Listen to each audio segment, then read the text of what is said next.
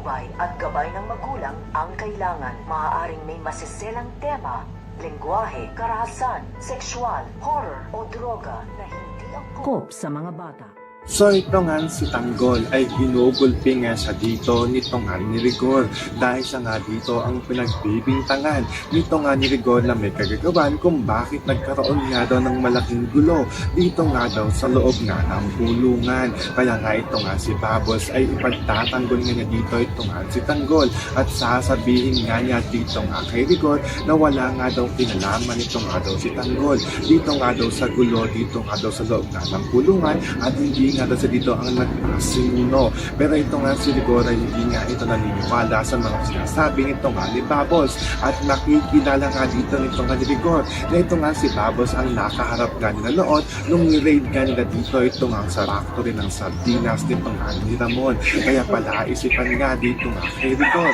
na totoo nga dito ang kanyang kutob na nagkakaroon nga daw ng gawain dito nga daw sa loob nga ng pulungan na nakakalabas-pasok nga dito ito nga daw mga nakakulong upang utusan nga itong gumawa ng masama dito nga daw sa labas. So pakakaabangan nga natin dito ang pagtatanggol na gagawin nito nga ni Babos dito nga kay Tanggol. Yan ang ating mga pakakarutukan at nakakaabangan dito nga lang sa PJ's Batang Quiapo.